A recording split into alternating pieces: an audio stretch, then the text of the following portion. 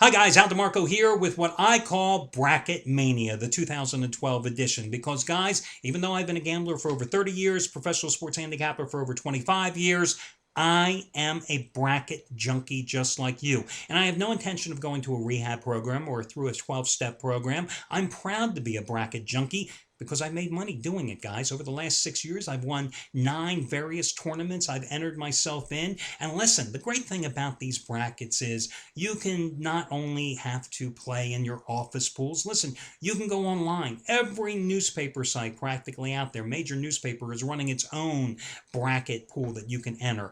All the major sports sites have them as well. Why not enter as many as possible? We'll talk about that, and in the next few minutes, I'm going to give you my advice on how to make money in the brackets. Because listen, there is no book. There's nothing written in stone. It's not like Moses is coming down from the mountaintop with the 10 Commandments on how you go ahead and fill out your brackets, because every year the big dance tournament changes. The variables change. So nothing necessarily that applied last year is going to work this year when finishing out your bracket. One thing that helps me, though, as a professional handicapper is, and unlike a lot of you out there that, no pun intended, just came to the dance to fill out your bracket now, I have been following college basketball since the day the season started in the middle of November.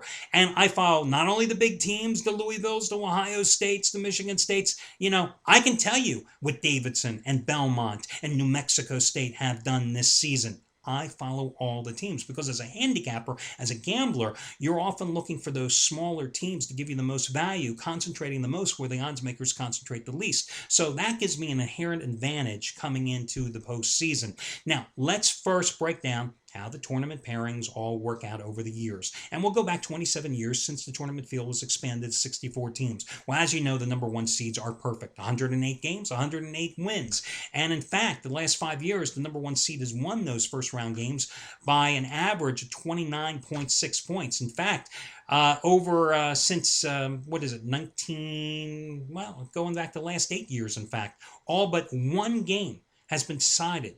A first versus 16 seed game has been decided by 16 points or more. So generally, it's blowout city in the first round. Now, there's occasionally been a narrow win by a number one seed where a number 16 threw the scare in them. But you have to go back to 1990 when Michigan State needed to win in overtime by 4 points against Murray State, or 1989 to see Georgetown and Oklahoma winning by 1 point margins against Princeton and East Tennessee State, respectively. Generally, however, it has been, as I said, blowout city. Now, number 2 versus number 15, it's near perfection because in 108 tries, only 4 times has the number 15 seed managed to pull the upset, and the last time that happened was way back in 2000 when Hampton beat Iowa State. In the last 3 years, really, there's only been one number 15 seed that even gave a number 2 seed a stiff challenge, and that was Robert Morris when they extended Villanova into overtime back in 2010. Is there a possibility for one of these pairings this year to be a closer game than many expected? I think so, and that would be in the Midwest Regional, where Detroit, a team that has size, which is important when you're playing Kansas, and finished the end of the season on a nice roll, winning the Horizon League crown. I think they could throw a potential scare into Kansas, but I just don't see Bill Self's team losing this game. Now, the number 3 versus number 14 seeds, well, the number 3s have 92 wins against just 16 losses since the tournament field expanded, so you're looking at an 85% conversion rate. However, I think you have a potential here for a couple of number 14s to pull the upsets this year. Now, Florida State St. Bonaventure, listen, guys, the Bonnies finished on a red-hot roll, played well on the road late in the regular season, won the Atlantic 10 tournament. But Florida State just beat Duke. They beat North Carolina. They won the ACC crown. Unless they have a big-time hangover that's lasted nearly a week, I just don't see the Seminoles losing that game. However, in the Midwest Regional, you've got Belmont taking on Georgetown. Listen, Georgetown did not play well on the road this year. And let me address this right now. Unless you're North Carolina and you're playing in Greensboro or you're playing in Charlotte, when they say neutral site, just think road game. Neutral site, road game. And if you didn't play well on the road this year, you're not going to play well on the neutral site. And Georgetown guys did not play well on the road this year. So I think Belmont has a fighter's chance to pull the upset. I also think in the game between Marquette and the play-in victory, between Iona and BYU, the victor of that game, I think Marquette could possibly face some problems. Because you've got two teams, Iona and BYU, that like both play an up-tempo style play. Iona averaging like 82 points a game. BYU a little over 78 against a Marquette team that has no size, that's not going to kill you on the boards, and likes to run the floor as well. And Marquette certainly sucked, didn't they, against Louisville in the Big East tournament opener? So I think Marquette, that could be a possible upset victim as well. Now, the number 4 versus number 13 seed, well, the number 4s are 85 and 23 over the year, but in the last 7 years, there have been 7 upsets. An average of 1 a year, guys. Listen, Michigan, Ohio in the Midwest. Ohio, the Mid-American Conference title holder. I think they could give Michigan, a team that did not play exceptionally well outside of Ann Arbor this year, a battle, okay? Indiana and New Mexico State, they're playing in Portland. Listen, the Hoosiers, they've struggled the last 4 years on the road. They struggled this year on the road. And they also lost one of their key contributors and emotional leaders, their 6th man, in their Big Ten tournament debut last week. So I think Indiana, a team that certainly has more talent than New Mexico State, could possibly have a battle on its hand against the Aggies. You've got Louisville and Davidson. Ain't going to happen, even though I'm not convinced Louisville is that good, and I don't think Rick Pitino's team is going to make a deep run. I think they'll get to the Sweet 16, but that's about it. I don't see Davidson pulling the upset in this one. Now, the number 5-12. Everybody talks about the 5-12, and for good reason, because the number 12 seeds have 36 wins versus 72 losses. Well, they've knocked off their higher-rated opponent 33% of the time over the last 27 years. You've had 7 upsets the last 4 years alone. Where do I see a potential upset here, guys? Perhaps in the Temple game in the Midwest Regional against the play-in winner between California and South Florida. Of course, I'm doing this video before knowing the results of this game. And FYI, you can get my complete tournament bracket plus the brackets of 9 other the handicappers here for free. Just look on the link over in the rail. You'll see the tournament bracket ad. Click on it and you can download the things. You can print them out. You can read them anytime you want. It's free. I've got most of the handicappers here at the site to put their tournament brackets up there, including mine. Listen, I think South Florida is going to beat California, okay? And I think South Florida offers a unique challenge against Temple because they're such a batten down the hatches defensive team. Meanwhile, Temple's not been a proven tournament performer in recent years. California, I think Temple can beat California should the Golden Bears advance and win the play-in game because, listen, California is one of those teams that struggled down the stretch in the regular season and then got bounced from the Pac-12 tournament, or Pac-12, I almost forgot. Pac-12 tournament as well. But there is the potential there for the upset. A lot of people think New Mexico will have trouble with lower-rated Long Beach State. I don't see it. I mean, the Lobos beat San Diego State. They beat UNLV handily in revenge this year. They're a team that goes 10 deep, and that pays dividends this time of the season.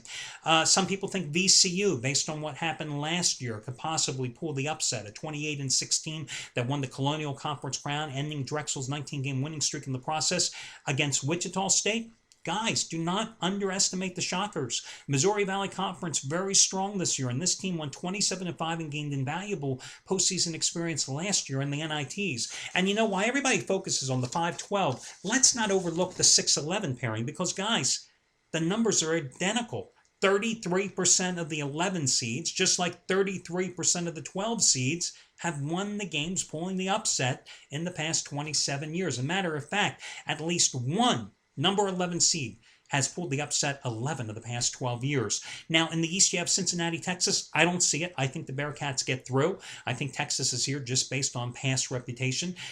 In the Midwest, I feel NC State, coming off a strong ACC tournament run and a strong close of the regular season, takes advantage of a San Diego State team that is not as strong as last year's team that reached the big dance. Listen, Steve Fisher did a great job, but the Aztecs are beatable, guys.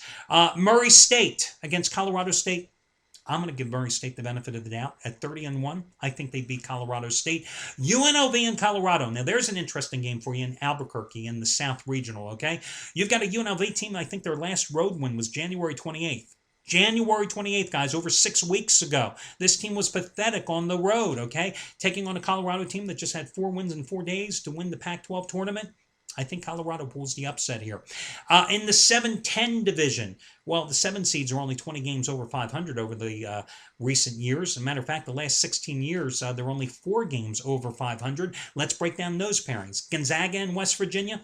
Nah, no upset there. West Virginia struggled down the stretch. St. Mary's and Purdue. Listen, Purdue made me some money down the home stretch, and the Boilermakers are a good team, especially with Robbie Hummel playing so well, but they're undersized, and the Gales are going to win that game. Florida, Virginia.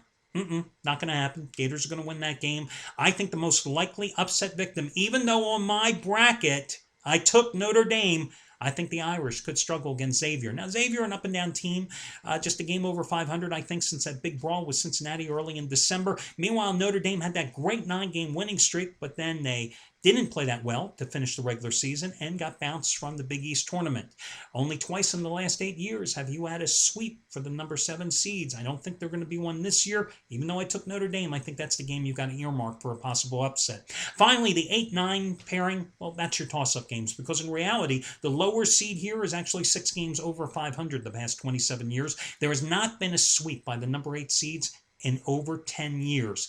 Let's break them down. East Regional, Kansas State. Well, Frank Martin thinks his team was dissed. Didn't get a respectable ranking or seeding. I don't see Kansas State, even though they've been wildly up and down this season, beating or losing to Southern Mississippi. Creighton and Alabama. I like Creighton in this one. Alabama is not the strong team it was before the suspensions. Iowa State and UConn. Let me tell you something, guys. Cyclones have a shooter's chance to pull off the upset in this one. I'm not impressed with Connecticut. Kemba Walker's not there for the Huskies this year to save their asses. Meanwhile, Memphis and St. Louis.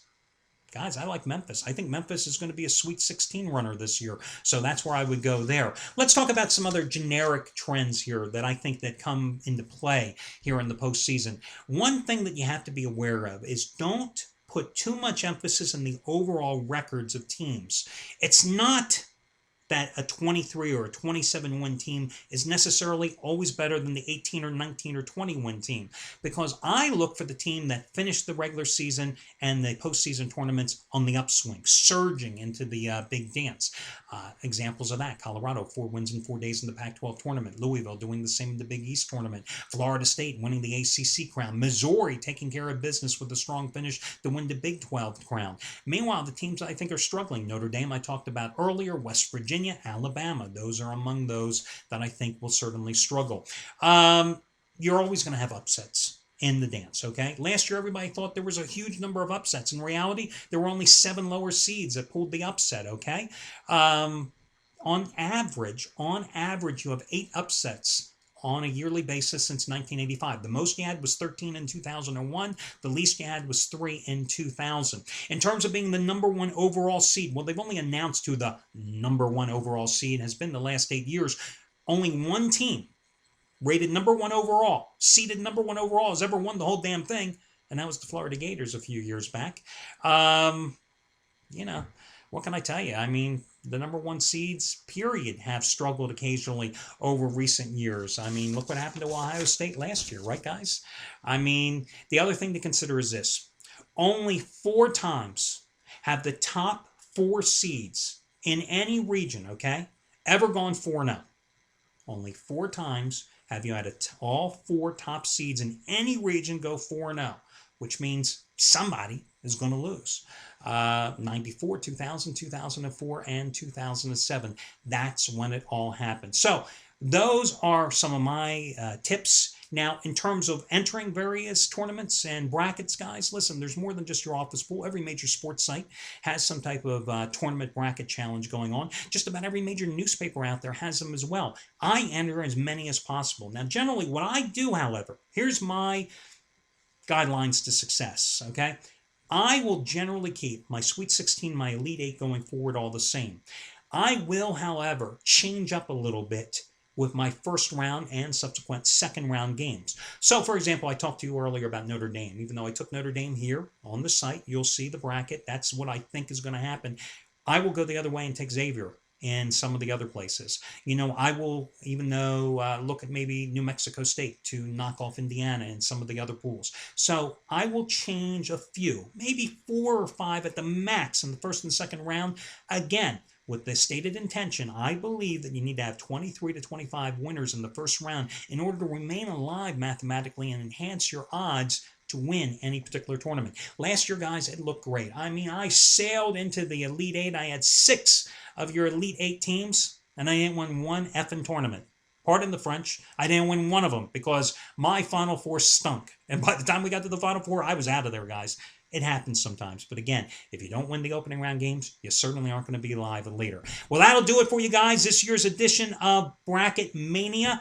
And if you thought I spoke fast before, well, now you can see I can even speak faster. Good luck to you guys, and let's go dancing together and make some money. Talk to you later.